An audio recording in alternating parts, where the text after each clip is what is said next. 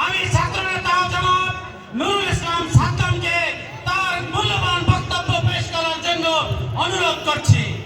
নারায়ে তাকবীর, নারায়ে তাকবীর, ইসলামী ছাত্র শিবির জিন্দাবাদ জিন্দাবাদ, সাদ্দাম ভাইয়ের আগমন শুভেচ্ছা স্বাগতম, শুভেচ্ছা স্বাগতম, সাদ্দাম ভাইয়ের আগমন, বাগেরহাটবাসীর পক্ষ থেকে লাল গোলাপ শুভেচ্ছা, মৌলভীবাসীর পক্ষ থেকে লাল গোলাপ শুভেচ্ছা, লাল গোলাপ শুভেচ্ছা, মৌলভীবাসীর পক্ষ থেকে নারায়ে তাকবীর।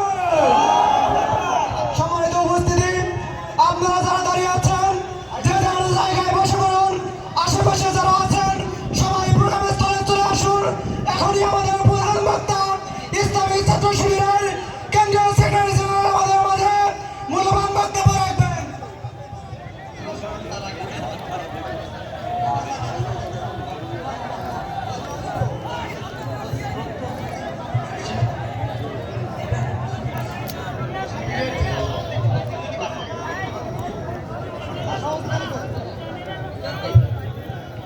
এ পর্যায়ে বাংলাদেশ ইসলামী ছাত্র শিবিরের কেন্দ্রীয় সেক্রেটারি জেনারেলকে ফুলের তোড়া দিয়ে বরণ করে নেবেন বাংলাদেশ ইসলামী ছাত্র শিবিরের বাগেরহাট জেলা শাখার সম্মানিত সভাপতি হাফেজ মোর্শেদ আলম ভাই। ফুলের তোড়া দিয়ে বরণ করে নিচ্ছেন বাংলাদেশ ইসলামী ছাত্র শিবিরের কেন্দ্রীয় সেক্রেটারি জেনারেল নুরুল ইসলাম সাদ্দাম ভাইকে বাগেরহাট জেলা শাখার সভাপতি হাফেজ মোর্শেদ আলম ভাই।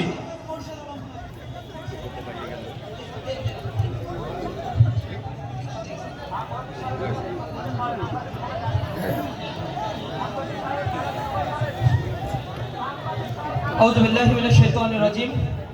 বিসমিল্লাহির রহমানির রহিম। আলহামদুলিল্লাহি কাফা ওয়া সালামুন আলা ইবাদিহিল্লাযিনা ইসতাফা, আম্মা বা'দ। রব্বি ইশরাহ লি সাদরি ওয়া ইয়াসসির লি আমরি ওয়াহলুল উকদাতাম মিন লিসানি ইয়াফকাহু কওলি।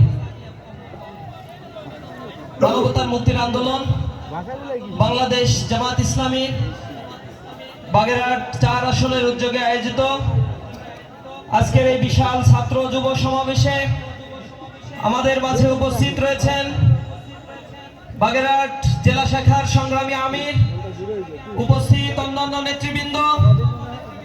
এখানে আমাদের মাঝে উপস্থিত রয়েছেন বাগেরহাট 4 আসনের কৃতি সন্তান, আপনাদের সকলের কাছে পরিচিত আপনাদের প্রতিনিধি, আমাদের সকলের শ্রদ্ধেয় আব্দুল আলিম ভাই সহ অন্যান্য নেতৃবৃন্দ, ইসলামী ছাত্র শিবিরের বিভিন্ন স্তরের নেতৃবৃন্দ, সংগ্রামী ছাত্র জনতা, আসসালামু আলাইকুম ওয়া রাহমাতুল্লাহি ওয়া বারাকাতুহু। আপনাদের রোদের মধ্যে অনেক কষ্ট হচ্ছে বোঝা যাচ্ছে, আবার জুমার দিন হওয়ার কারণে আমি দুঃখ প্রকাশ করছি। আশা করি অতি স্বল্প সময়ের মধ্যে আমাদের প্রোগ্রাম ইনশাআল্লাহ শেষ হবে। সংগ্রামী উপস্থিতি, জুলাই বিপ্লব আমাদেরকে এক নতুন বাংলাদেশের স্বপ্ন দেখা শিখিয়েছে। নিরন্ন, অসহায়, বাকরুদ্ধ মানুষের তাদের অধিকারগুলো জুলাই বিপ্লব ফিরিয়ে দিয়েছে। সহস্রাধিক মানুষের রক্তে এ জমিন সিক্ত হয়েছে। রক্তস্নাত এই জমিনকে উর্বর করার জন্য আমাদের কাছে একটি সুযোগ মহান রব আমাদেরকে দান করেছেন। অসহায় মানুষের আর্তনাদ, আর্তচিৎকারে আজ আকাশ বাতাস প্রকম্পিত হয়ে উঠেছে।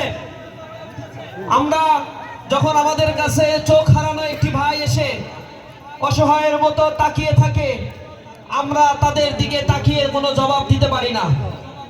সন্তান হারানো বাবা মা যখন আমাদের কাছে এসে বর্তমান পরিস্থিতি, তাদের বিচারের কথাগুলো বলে, তখন আমরা তাদের কোনো জবাব দিতে পারি না। সম্পদ হারানো, অধিকার বঞ্চিত, নিরন্ন, অসহায়, বস্ত্রহীন, অন্নহীন মানুষের আত্মচিৎকার যখন আমাদের সামনে এসে বলে, তখন তাদের কথার কোনো জবাব দেওয়ার ভাষা আমাদের থাকে না।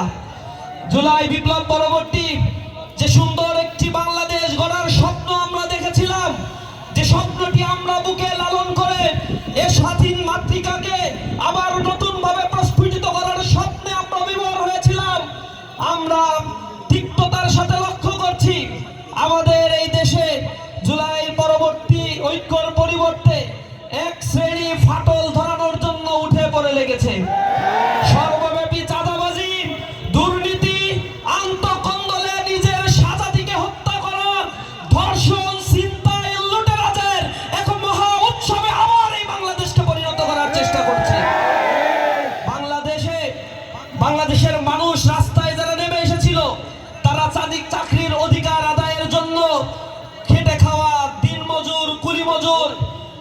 রিক্সা শ্রমিক, ব্যবসায়ী তারা রাস্তায় নেমে জীবন দেয় নাই। 250 ছাত্র জীবন দিয়েছে, সেখানে 1200-র অধিক সাধারণ মানুষ তাদের রক্ত ঢেলে দিয়েছে তাদের অধিকার ফিরে পাওয়ার জন্য। আজ অসহায় মানুষেরা চিৎকার করে বলে ফ্যাসিবাদের আমলে 5 টাকা চাঁদা দিলে এখন 20 টাকা দেয়া লাগে, আমরা কোথা থেকে মুক্তি পেলাম? যারা এই চাঁদাবাজি করছেন তাদের বিপরীতে একটি ঐক্যবদ্ধ সুসংঘবদ্ধ বাংলাদেশ গড়ে তোলার জন্য এখন বাংলাদেশের মানুষ চতুর্দিক থেকে ফুঁসে উঠেছে। তারা প্রতীক্ষার ক্ষণ গুনছে, ফেব্রুয়ারি মাস আসলে তাদের সেই কাঙ্ক্ষিত ক্ষণে তারা তাদের রায় ন্যায় আর ইনসাফের পক্ষে দিবে ইনশাআল্লাহ। তারা এদেশের মানুষ জেগে উঠে দাঁড়িয়ে দেবে, সন্ত্রাসীদের অভয়ারণ্যে বাংলাদেশ পরিণত হতে পারে না। চাঁদাবাজের বিরুদ্ধে মানুষের বিপ্লব ঘোষণা করতে হবে। সন্ত্রাসীরা মনে করছে কালো টাকার দৌরাত্ম্য, বিদেশ থেকে রাশি রাশি অস্ত্র ঢুকিয়ে এদেশের মানুষকে জিম্মি করে তারা আবার ভোট কেন্দ্রকে দখল করে ক্ষমতার পালা বদলে তারা তাদের মতো করে এক সন্ত্রাসের স্বর্গরাজ্যে পরিণত করবে। তারা ভুলে গেছে কিছুদিন আগে ফ্যাসিবাদ মনস্টার ছিল, এ দানবের পতন হবে এটা কেউ বিশ্বাসও করতো না। মানুষ ঘরের মধ্যে কি বলতো, পরের দিন দুয়ারের কাছে পুলিশ এসে গিয়ে তাদেরকে ধরে নিয়ে যেত যে মনে মনে এটা তুমি বলছো। রাতে মানুষ স্বপ্ন দেখার স্বাধীনতা হারিয়ে ফেলেছিল। কথা বললে সেই মানুষগুলোর বাক স্বাধীনতাকে হরণ করে আয়না ঘরে তাদেরকে নিক্ষিপ্ত করা হতো। আপনারা দেখেছেন আয়না ঘরের কি বিভৎস কাহিনী মানুষের সামনে উঠে এসেছে, কিভাবে আর্মি অফিসারদেরকে দিয়ে হত্যা করা হয়েছে। ট্রাইব্যুনাল যখন আমাদের সামনে উন্মুক্তভাবে সেই রিপোর্টগুলো পেশ করছে, আমরা দেখতে পাচ্ছি একজন সেনা অফিসার কত বর্বর হতে পারে, সে মানুষকে হত্যা করছে এবং আনন্দ উপভোগ করত। 1000-এর বেশি মানুষকে সে মাথায় রিভলভার ঠেকিয়ে তারপর গুলি করে হত্যা করেছে। এরপর হত্যা করার পরে তাজা রক্ত মগজ যখন তার হাতে লাগতো তা থেকে সে পরিতৃপ্তি বোধ করত। এই বিচার প্রক্রিয়া সম্পন্ন না হয়ে আমরা বলেছিলাম এই বাংলাদেশে নির্বাচনের বন্দোবস্ত করা যাবে না। আলহামদুলিল্লাহ একটা বড় দল বিরোধিতা করলেও সরকার তার অনমনীয় মনোভাব, ট্রাইব্যুনালের সাহসী পদক্ষেপ এবং সকল রক্ত চক্ষুকে উপেক্ষা করে তারা রায়ের জন্য প্রস্তুতি গ্রহণ করেছে, রায় দিয়েছে। সামনে মানুষের সামনে এই বিভৎস ফ্যাসিবাদের চরিত্র আবার উন্মোচন করবে ইনশাআল্লাহ। তারা এই বাংলাদেশে অস্ত্রের গুদামঘর পরিণত করেছিল, পুলিশকে তাদের পেটুয়া বাহিনীতে পরিণত করেছিল।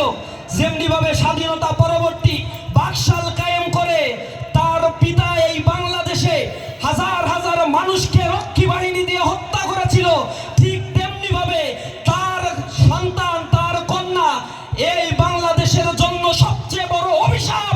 এই ফ্যাসিবাদের রানী ভারতের সেবাদাসী এই বাংলাদেশের জনগণকে লাঞ্ছিত করেছিল, তাদের অধিকার থেকে তারা বঞ্চিত করেছিল। বাংলাদেশের মানুষ ওই রক্তচক্ষুকে ভয় পায় নাই। হত্যা করা হয়েছে, একটা লাশ পড়েছে, লাশ কবরস্থ করে আবার ওই মানুষগুলো আবার রাস্তায় নেমেছে, জীবন দিয়েছে, হাত হারিয়েছে, পা হারিয়েছে, বলেছে এর পরিসমাপ্তি আমরা দেখে নেব। ফ্যাসিবাদ ভারতের সেবাদাস তো ভারতে পালিয়েছে, আর একটা দল যারা এখন আবার সেই রাস্তা ধরেছে তারা কোথায় পালাবে? তাদের তো পালানোর আর জায়গা নাই। যদি তোমাদের বাংলাদেশেই থাকতে হয় তাহলে বাংলাদেশ পন্থীদেরকে নিয়েই এই সমাজে নতুন বাংলাদেশের মেরুকরণের স্বপ্ন দেখতে হবে। আজ বাংলাদেশের প্রত্যন্ত অঞ্চলের মানুষগুলো বোবা কান্না শুরু করেছে, আবার তারা বলতে শুরু করেছে এজন্যই কি আমরা এই জুলাইয়ের আন্দোলনের রাস্তায় নেমেছিলাম। তারা আজ হতাশাগ্রস্ত হয়েছে। জামাত ইসলামী নতুন একটি ভোরের স্বপ্ন আপনাদের সামনে দেখাতে চেষ্টা করছে। জামাত ইসলামীর পক্ষ থেকে যারা এই পর্যন্ত সংসদ সদস্য নির্বাচিত হয়েছে তাদের নামে মাইক্রোস্কোপ যন্ত্র দিয়ে দুদক এন্টি করাপশন কমিটি গঠন করেও 4 আনা পয়সার দুর্নীতি তাদের নামে সার্চ লাইট দিয়ে খুঁজে বের করতে পারে না। তারা মন্ত্রিত্ব চালিয়েছে, কিন্তু মন্ত্রী পরিষদের দায়িত্ব শেষ করে সসম্মানে সেখান থেকে তারা নিয়ে চলে এসেছে। তাদের নামে দুর্নীতির এক কানাকড়ি অভিযোগ তারা দায়ের করতে পারে নাই। আমরা দেখেছি তাদেরকে যখন চাঁদাবাজ দুর্নীতি সন্ত্রাস এভাবে ট্যাগিং করতে না পারে, তখন মুক্তিযুদ্ধের সেই চেতনার ব্যবসা করে দেশে বিভাজনের রাজনীতি সৃষ্টি করার প্রয়াস এই আওয়ামী ফ্যাসিবাদ চালিয়েছিল। আমরা দুঃখের সাথে লক্ষ্য করছি, আমরা জুলাই পরবর্তী আমরা দেখতে চেয়েছিলাম ঐক্যবদ্ধ রাজনৈতিক একটি প্ল্যাটফর্ম, সংঘবদ্ধভাবে বাংলাদেশকে গড়ে তোলার একটি প্রয়াস, কিন্তু জুলাই পরবর্তী তারা আবার সেই ফ্যাসিবাদের সুরে কণ্ঠ মিলিয়ে আমাদেরকে আবার রাজাকার ট্যাগ দেওয়া শুরু করছে। আমাদেরকে বলছে আওয়ামী লীগই নাকি জামাতের জন্য ভালো ছিল। তার মানে তারা বুঝাইতে চায় তাদের জন্য আওয়ামী লীগ ভালো ছিল। জামাতের জন্য ভালো মানে জামাতের উপরে দমন চালাইছে, তাদের উপরে চালায় নাই। তাদের নেত্রীকে ঘর থেকে বের করতে পারে নাই, বালুর ট্রাক সরানোর সক্ষমতা তাদের ছিল না। মার্চ ফর ঢাকা কর্মসূচি ঘোষণা করেছে, তাদের একটা মানুষ রাস্তায় নামে নাই। সেদিন ইসলামী ছাত্র শিবিরের ভাইয়েরা রাস্তায় নেমে জীবন দিয়েছিল, তখন তাদের কোনো খোঁজ খবর তো আমরা পাই নাই। ফ্যাসিবাদের বিরুদ্ধে আন্দোলন করেছে এক ইসলামী ছাত্র শিবিরের 31% ভাইয়েরা গুমের শিকার হয়েছিল। শত শত ভাইয়েরা বুক চিতিয়ে দিয়ে জীবন দিয়েছে। তারা এখন আবার বিতর্কে আওয়ামী লীগকে পুনর্বাসনের কথাগুলো বলে নির্বাচিত হওয়ার পরে তাদের নামে যে মামলা এগুলো উঠাই দিবে। কেন উঠাই দিবেন?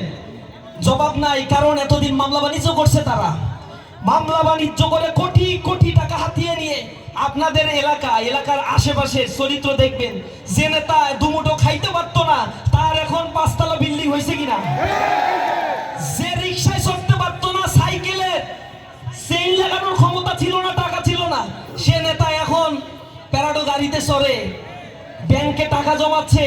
এইগুলা কি জনগণ দেখে না? এই লুটেরাজের বিরুদ্ধে সামনে জনগণকে জাগ্রত করতে হবে। আগামী নির্বাচন হবে চাঁদাবাজের বিরুদ্ধে এক সুন্দর বাংলাদেশ গড়ার নির্বাচন। আগামীর বাংলাদেশ হবে সন্ত্রাস আর ধর্ষকদের বিরুদ্ধে গর্জে ওঠা এক স্বনির্ভর বাংলাদেশ। আগামী বাংলাদেশকে আমরা দারিদ্র পীড়িত বাংলাদেশকে এক সমৃদ্ধশালী বাংলাদেশ গড়ার স্বপ্ন নিয়ে আগাবো ইনশাআল্লাহ।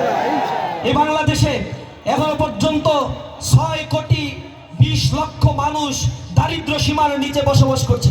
জামাত ইসলামী স্বপ্ন দেখিয়েছে 1 বছরের ব্যবধানে এই দারিদ্র সীমার নিচে বসবাসকারী মানুষের সকল ধরনের কর্মসংস্থানের ব্যবস্থা করে দেওয়া হবে। দেশে যে পরিমাণে লুটেপাট হয়, চাঁদাবাজি হচ্ছে, এই সম্পদগুলো যদি কাজে লাগানো সম্ভব হয়, অল্প দিনের ব্যবধানে এই দেশকে একটি সমৃদ্ধশালী স্বনির্ভর বাংলাদেশে গড়ে তোলা সম্ভব হবে ইনশাআল্লাহ। আমরা সেজন্য এখন স্বপ্ন দেখার সময় এসেছে, নতুন বাংলাদেশকে নিয়ে ভাবনার সময় এসেছে। আপনাদের এই ভূখণ্ড আমাদের অনেক রক্ত ঝরেছে। এই মোরেলগঞ্জ, শরণখোলা, এই পার্শ্ববর্তী বাগেরহাটের এলাকাগুলোতে আমাদের ভাইয়েরা রক্ত দিয়েছে, জীবন দিয়েছে। মুফতি আব্দুস সত্তারের স্মৃতি বিজড়িত এই জমিনে রক্ত ঝরেছে। শহীদ আবু বকর সাহেবের এই জমিন সিক্ত হয়েছে আমাদের ভাইদের বোবা কান্না, রক্ত এবং আমাদের সকল ত্যাগ তিতিক্ষার উপরে ভিত্তি করে। সুতরাং এই জমিনটাকে আর কারো হাতে তুলে দেয়া যাবে না। যারা দৃশ্যমান ক্ষমতার আগেই দেখিয়ে দিয়েছে তারা বাংলাদেশকে আসলে কিভাবে চালাবে। এর আগে তারা অনেকবার সংসদ সদস্য হয়েছিল, তারা সংসদে গিয়েছিল, শাসন ক্ষমতা তারা পালন করেছে দায়িত্ব। এদেশ দেখেছে কিভাবে দুর্নীতিতে চ্যাম্পিয়ন রূপ ধারণ করেছিল এই বাংলাদেশ। সুতরাং নিজেদের লাশ যদি বুঝে নিতে না চান, তাহলে আগামীর বাংলাদেশে সব দক্ষ আর দেশপ্রেমিক নাগরিক যারা জনগণের সম্পদ, তাদের অধিকারগুলো যারা ফিরিয়ে দেবে, তাদের পক্ষে রায় দেওয়ার জন্য আমরা প্রস্তুত আছি। তো এখন আমাদের জীবন দিয়ে হলো আমাদেরকে সেই লক্ষ্যে মানুষের দ্বারে দ্বারে গিয়ে এই কথাগুলো বলতে হবে। তারা যেন ঘুম পাড়ানি মাসিবাসীর গল্প শুনে আর নতুন ভাবে কোনো ফ্যাসিবাদকে পুনর্বাসন না করে। আমরা দাঁড়িয়ে যাব উষার দুয়ারে হানি আঘাত, আমরা আনিব রাঙা প্রভাত, আমরা টুটাবো তিমির রাত ও বাধার বিন্ধ্যাচল। আমরা অন্ধকার বিতরিত করে দিয়ে এক সুনিপুণ ইসলামী সমাজ গড়ে তুলতে চাই, যেখানে নারী তার অধিকার ফিরে পাবে। রাস্তা থেকে নারীরা হেঁটে যাবে, তাদেরকে কেউ স্লাট শেমিং করবে না, তাদেরকে বুলিং করবে না, ইফটিজিং করবে না। আমরা দেখতে চাই এদেশের যুব শ্রেণী যারা বেকারত্বের অভিশাপের মধ্যে নিজেদেরকে নিমজ্জিত করে রেখেছে, এই যুব শ্রেণীর কর্মসংস্থান সৃষ্টি হবে। যুব শ্রেণীদের মধ্যে আত্মপ্রত্যয়ী দৃঢ় মনোভাব তৈরি হবে। জন্য কর্মসংস্থান সৃষ্টি এবং একটি স্বনির্ভর বাংলাদেশের জন্য জামাত ইসলামী একটা রোডম্যাপ দিয়েছে। জামাত ইসলামীর ক্যান্ডিডেট যারা সারা দেশব্যাপী ঘোষণা করা হয়েছে, এই মানুষগুলো অকপটে বলছে আমরা যদি নির্বাচিত হতে পারি তাহলে আমরা সরকারের কোনো ফ্ল্যাট বরাদ্দ কিছু সরকারি সুযোগ সুবিধা আমরা ভোগ করব না। বলা হয়েছে ট্যাক্স ফ্রি গাড়ি ব্যবহার আমরা করব না। সরকারের সকল সুযোগ সুবিধাকে ফেলে দিয়ে আমাদের যতটুকু সম্পদ, সামর্থ্য, শক্তি রয়েছে তা দিয়ে জনগণের সেবার জন্য নিজেদেরকে আমরা নিয়োজিত রাখব। জামাতের আমির এবং জামাতের নেতৃবৃন্দ বারংবার বলার জন্য চেষ্টা করেছে আমরা আপনাদের শাসক হব না, আমরা আপনাদের খাদেম হব, সেবক হব, আপনাদের সাথে থেকে আমরা এই বাংলাদেশ গড়ব। এর আগেই তারা এই দৃষ্টান্ত স্থাপন করেছে। তারা বলেছে আমরা চাঁদাবাজি করব না, চাঁদা যে নেয় তাদেরকে চাঁদা নিতে দিব না। যদি চাঁদাবাজি কেউ করতে আসে তাদের বিরুদ্ধে ঐক্যবদ্ধ হয়ে আমরা একটি শক্তিশালী প্ল্যাটফর্ম গঠন করব। যদি চাঁদাবাজি নিতে আসে তাদের হাতকে অবশ করে দেয়া হবে। এদেশের যুবক শ্রেণী যদি কর্মসংস্থান সৃষ্টি হয়, উদ্যোক্তা হয়ে গড়ে উঠতে পারে এবং ব্যাংকগুলো যদি বিনা সুদে তাদেরকে ঋণ দেয়, এরপরে সরকারি যুব উন্নয়নের পক্ষ থেকে কর্মসংস্থান সৃষ্টি করার জন্য যুব উন্নয়ন কেন্দ্রগুলোতে যদি প্রশিক্ষণ দেয়, বিদেশে যাওয়ার জন্য যে মধ্যস্বত্বভোগী যারা আছে তাদের দৌরত্ব কমিয়ে সরাসরি সরকারি অর্থায়নে যথাযোগ্যভাবে একজন যুবককে যদি বিদেশে ট্রেন আপ করে পাঠানো সম্ভব হয়, তাহলে বাংলাদেশ 1 বছরের ব্যবধানে অন্তত 2 কোটি মানুষের কর্মসংস্থান সৃষ্টি করা সম্ভব হবে। এবং সেই কল্যাণকামী অর্থনীতি, কল্যাণকামী রাষ্ট্র ব্যবস্থা গড়ে তোলার জন্যই জামাত ইসলামী মানুষদেরকে আশার আলো দেখাচ্ছে। জামাত ইসলামী সেটা করবে। সেজন্য বাংলাদেশের প্রত্যন্ত অঞ্চলগুলোতে মানুষ এখন জেগে উঠেছে, তরুণ সমাজ রায় দিচ্ছে। বিশ্ববিদ্যালয়গুলোতে আপনারা দেখেছেন যারা তাদের চেতনার কথা বলেছে, স্লাট শেমিং করেছে, আদারিং করেছে, যারা নানা ধরনের ট্যাগিং করেছিল আমাদের বলেছিল গুপ্ত, আমাদের বলছে 15 বছর আন্দোলনে আপনাদের আমরা কোথাও দেখি নাই, আমাদেরকে নাকি তারা কোনো জায়গায় দেখে নাই। ঘুমিয়ে ঘুমিয়ে স্বপ্ন দেখছে তারা এবং মনে করছিল প্রথম দিকে এমনি ক্ষমতায় চলে যাওয়া যাবে হয়তো, এবং নির্বাচনটাই চাইছে তারা। 5 আগস্টে এত বড় পরিবর্তন হওয়ার পরে 7 আগস্টে সমাবেশ করে বলছে নির্বাচন দিতে হবে। হত্যাকাণ্ড ঘটানো হয়েছে, জুলাইয়ে রক্ত দিয়েছে, বাংলাদেশকে স্বৈরাচার মুক্ত করার পরে সংস্কারের প্রয়োজন রয়েছে। সকল কিছু উপেক্ষা করে ক্ষমতায় যাওয়াকেই প্রায়োরিটি দিয়েছে। যখন রাষ্ট্রে কোনো সরকার ছিল না তখন তারা দাবি করেছে তাদেরকে ইলেকশন দিয়ে ক্ষমতায় নিয়ে যেতে হবে। তখন তারা মনে করছিল এখন ইলেকশন দিলে তো সাথে 280 সিট নিয়ে এমনি সংসদ গঠন করবে। এখন দিন যত যাচ্ছে, অবস্থা যখন টার্ন নিচ্ছে, পাশার দান যখন বদলে যাচ্ছে, তখন মনের মধ্যে সংশয় সৃষ্টি হয়েছে। কিছুদিন পরে দেখবেন বলবে বাংলাদেশে এখন পরিস্থিতি খারাপ, নির্বাচনের এখন কি দরকার, কিছুদিন প্রয়োজনে একটু পিছান। এই পিছটা ইতিমধ্যেই আমরা লক্ষ্য করছি তাদের মধ্যে। বাংলাদেশে ফেব্রুয়ারিতে ইলেকশন হতে হবে। বাংলাদেশে যে সংস্কারগুলো হয়েছে তার জন্য গণভোটের দাবি করা হয়েছে। নির্বাচনের পূর্বে গণভোট দিতে হবে। গণভোটের মাধ্যমে জুলাই সনদ বাস্তবায়ন করে এই বাংলাদেশকে আবার যেন কোনো ফ্যাসিবাদ জন্ম নিতে না পারে তার সকল বন্দোবস্ত করতে হবে। বাংলাদেশের মানুষ রায়ের অপেক্ষায় রয়েছে।